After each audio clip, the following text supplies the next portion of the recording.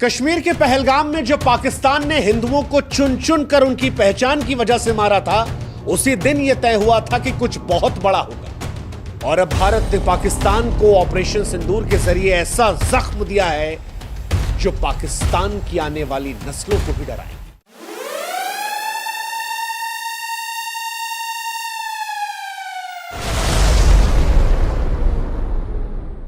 भारत ने 7 मई 2025 को ऑपरेशन सिंदूर के जरिए पाकिस्तान के 9 अलग अलग ठिकानों में ऐसी आग बरसाई जिसने पाकिस्तान के आतंकवादी ठिकानों को राख कर दिया।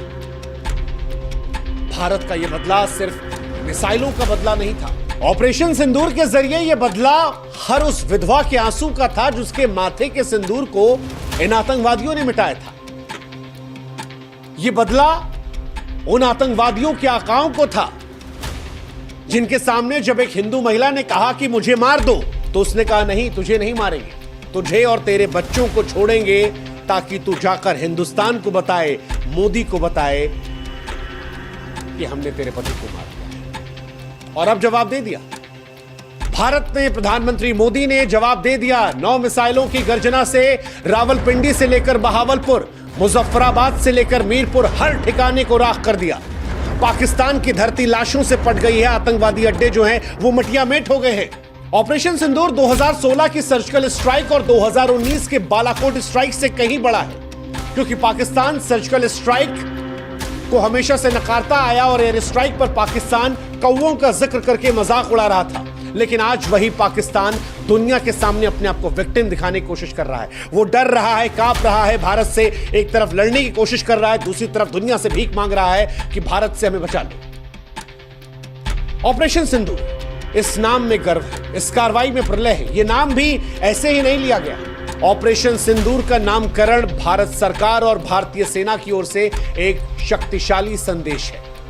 सिंदूर, हम सभी जानते हैं कि भारतीय संस्कृति में नारी के सुहाग, सम्मान और अटूट विश्वास का प्रतीक होता है। पहलगाम में जब आतंकवादियों ने जाने ली तो उन हिंदू महिलाओं को विधवा बनाया, उनके माथे का सिंदूर छीना और उन्हें जिंदा छोड़कर यह एहसास कराया कि हम तुम्हें अपमानित कर रहे हैं, तुम्हारा सुहाग छीनकर। भारत ने इसीलिए इस ऑपरेशन को ऑपरेशन सिंदूर का नाम दिया और सारी दुनिया को यह बताया कि यह बदला केवल सैन्य कार्रवाई नहीं है, बल्कि हर उस महिला के आंसुओं का जवाब है जिसने अपनों को खोया था। ऑपरेशन सिंदूर हर उस विधवा को एक सच्ची श्रद्धांजलि है जिसके सुहाग को आतंकवादियों ने छीना था। ऑपरेशन सिंदूर उन आंसुओं का जवाब है जो विधवाओं के, उनके बच्चों की आंखों से बहे थे। और ये नाम सारी दुनिया को बता रहा है कि भारत अपने लोगों के सम्मान, उनकी रक्षा करने के लिए कितना संवेदनशील है, कितना दृढ़ है। ऑपरेशन सिंदूर भारत की सांस्कृतिक संवेदनशीलता और आतंकवाद के खिलाफ उसकी अटल प्रतिबद्धता और अपने नागरिकों की रक्षा का जीता जागता सबूत है। ऑपरेशन सिंदूर से पहले लगातार हम और आप ये सोच रहे थे कि भारत सरकार कार्रवाई क्यों नहीं कर रही, क्योंकि सर्जिकल स्ट्राइक 11 दिन में हो गई थी, एयर स्ट्राइक 12 दिन में हो गई थी, इस बार 14-15 दिन हो गए। लेकिन भारत सरकार ये जानती थी कि पाकिस्तान इंतजार कर रहा है और इसीलिए इस बार पाकिस्तान को बेवकूफ बनाया गया, उसे मॉक ड्रिल के भ्रमजाल में फंसाया गया। 6 मई 2025 को भारत की तरफ से ऐलान होता है कि 244 क्षेत्रों में मॉक ड्रिल किया जाएगा। भारत ने यह संदेश दिया कि 1971 के बाद यह पहला अभ्यास होगा। भारत किसी बड़े हमले की तैयारी कर रहा है, लेकिन उस मॉक ड्रिल का मकसद पाकिस्तान को भ्रम में डालना था और पाकिस्तान उस भ्रम में फंसा।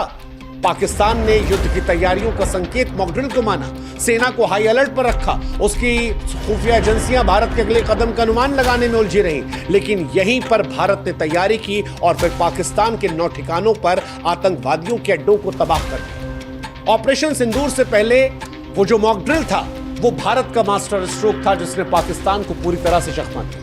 अब पाकिस्तान दुनिया के सामने रो रहा है। पाकिस्तान ये दावा कर रहा है कि भारत ने उनके नागरिक क्षेत्रों को निशाना बनाया। पाकिस्तान ये दावा करने की कोशिश कर रहा है कि हमने बच्चों को निशाना बनाया, झूठी झूठी कहानियां बना रहा है। लेकिन भारतीय सेना हर उस कहानी को बेनकाब कर रही है। रक्षा मंत्रालय ने कह दिया कि हम पूरी जानकारी आपको देंगे बाद में, लेकिन इतना बता दिया कि हमारे पास हर लक्ष्य के आतंकवादी ठिकाना होने के पुख्ता सबूत है। वैसे भी पाकिस्तान का प्रोपेगेंडा पूरी दुनिया के सामने कई बार बेनकाब हो चुका है। पूरी दुनिया जानती है कि पाकिस्तान वही देश है जो हाफिज सईद को पालता है, मसूद अजहर को पालता है, जिसके घर में ओसामा बिन लादेन था, जिसे अमेरिका ने घुसकर मारा था। तो वो पाकिस्तान किस तरह से कहेगा कि हिंदुस्तान ने उसके आतंकवादी अड्डों को नहीं ठिकाना बनाया? हिंदुस्तान और पाकिस्तान में अंतर है। हिंदुस्तान जब पाकिस्तान में घुसकर मारता है तो वो छाती ठोक कर कहता है कि तुम्हारे यहां आतंकवादी अड्डे थे, लेकिन हिंदुस्तान के अंदर आतंकवादी अड्डे नहीं। ये बात पाकिस्तान जानता है और यही अंतर पाकिस्तान और हिंदुस्तान में है जो सारी दुनिया देख रही है। इसीलिए आज अमेरिका से लेकर इजराइल तक कह रहा है कि हम हिंदुस्तान के साथ खड़े हैं। वैसे पाकिस्तान के पास अभी भी दो रास्ते हैं कि बेहतर है कि वह आतंकवाद को छोड़े, सुधर जाए, या फिर भारत से युद्ध लड़े और इतिहास का हिस्सा बन जाए। और अगर पाकिस्तान को यह लगता है कि पाकिस्तान हिंदुस्तान को वो जो सीमा पर फायर कर रहा है या अपने F-16 का धौंस दिखाने की कोशिश कर रहा है, तो उसे प्रधानमंत्री नरेंद्र मोदी के उस वक्तव्य को याद कर लेना चाहिए जिसमें प्रधानमंत्री ने कहा था कि मुझ में रिस्क लेने की क्षमता औरों से कहीं ज्यादा है।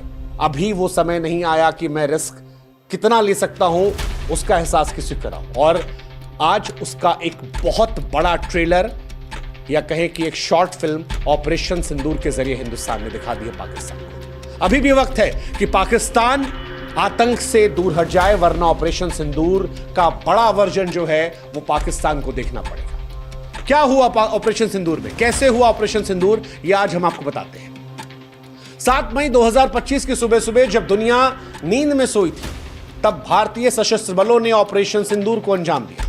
भारतीय वायुसेना के मिराज 2000, सुखोई 30 और स्वदेशी तेजस लड़ाकू विमानों ने आसमान से गर्जना कर दी। डीआरडीओ द्वारा विकसित स्वदेशी ड्रोन, ब्रह्मोस क्रूज मिसाइलें और पिनाका मल्टी बैरल रॉकेट लॉन्चरों ने मिलकर पाकिस्तान और पाकिस्तान अधिकृत जम्मू कश्मीर में 9 आतंकवादी ठिकानों को निशाना बनाया और उन्हें राख में तब्दील कर दिया। रक्षा मंत्रालय के बयान के अनुसार ये ठिकाने भारत के खिलाफ आतंकवादी साजिश के केंद्र थे। सैटेलाइट इमेजरी और ह्यूमन सिग्नल इंटेलिजेंस के आधार पर इन ठिकानों को चुना गया ताकि सटीकता जो है आतंकवादी ठिकानों को लेकर 100% रहे। और कई निशाने लगाए। रावलपिंडी में लगाया गया, जहां लश्कर ए तैयबा का सबसे बड़ा प्रशिक्षण शिविर है, जहां आतंकवादियों को पाकिस्तान हथियार देता है, विस्फोटक देता है, ड्रोन हमले की ट्रेनिंग दी जाती है।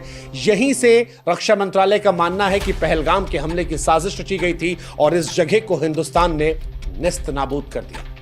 बहावलपुर, वो जगह जहां पर जैश ए मोहम्मद का गढ़ है, यहां से 2001 के संसद हमले और 2019 के पुलवामा हमले की साजिश रची गई थी।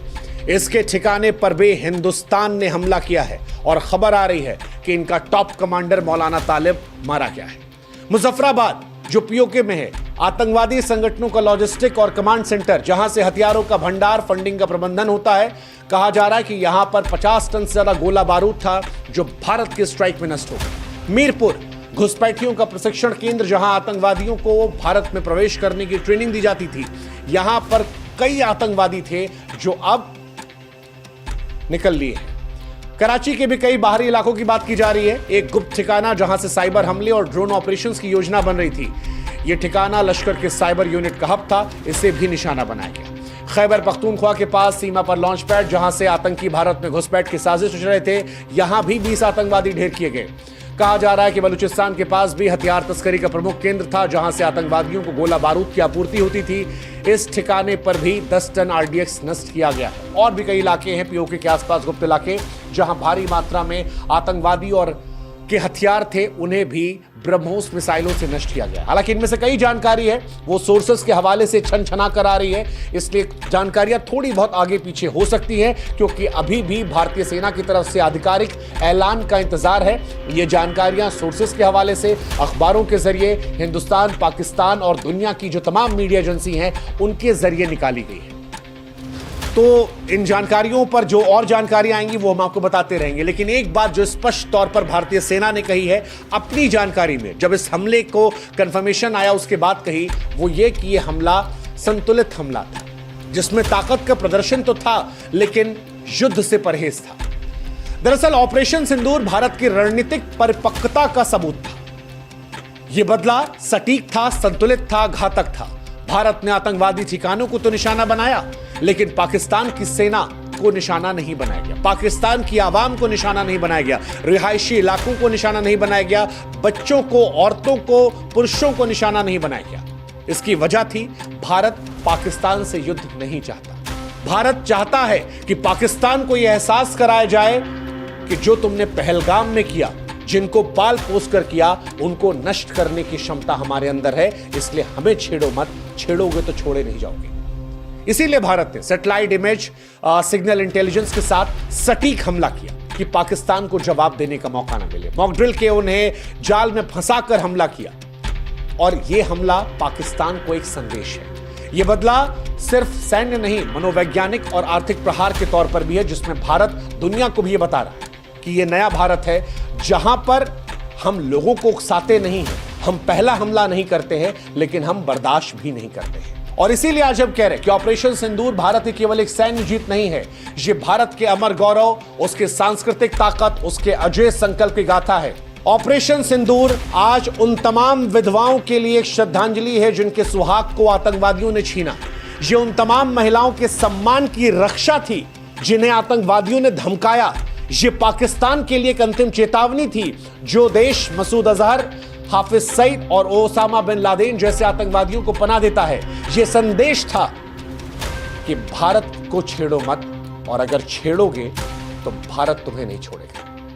अब पाकिस्तान चाहे जो नौटंकी कर ले, बच्चों को ढाल बना ले, दुनिया के सामने पीड़ित बन ले, लेकिन सारी दुनिया के सामने भारत ने दिखा दिया है कि भारत बदला लेना जानता है। भारत ने न सिर्फ आतंकवादी ठिकानों को ध्वस्त किया, बल्कि पाकिस्तान के आतंकी साम्राज्य की कमर तोड़ी है। और ऑपरेशन इतिहास भविष्य में भी इतिहास के स्वर्णिम पन्नों में उस गाथा के तौर पर सुनाया जाएगा जिसमें भारत ने अपने लोगों, अपने सम्मान और अपने देश की महिलाओं के सिंदूर का सम्मान बचाने के लिए प्रलय मचा दिया था। फिलहाल यह बदला पूरा हुआ, लेकिन भारत की नजर अभी भी उन आतंकवादियों पर है, उन आकाओं पर टिकी है जो भारत की शांति को चुनौती देने की हिम्मत कर रहे हैं। भारत अभी भी पाकिस्तान से कह रहा है कि यह हमला सिर्फ आतंकवादियों पर था, संतुलित हमला था, अभी भी सुधर जाओ, क्योंकि पाकिस्तान का कदम यह तय करेगा कि भारत का प्रहार जो है पाकिस्तान पर अगला कितना कारगर होगा। और अगर पाकिस्तान हिमाकत करने की कोशिश करता है तो पाकिस्तान याद रखे 1947 में पाकिस्तान का जन्म हुआ था। कहीं ऐसा ना हो कि 2025 उस आखिरी तारीख के तौर पर आए जब दुनिया ये कहना शुरू करेगी, एक था पाकिस्तान। जय हिंद, जय भारत, नमस्कार।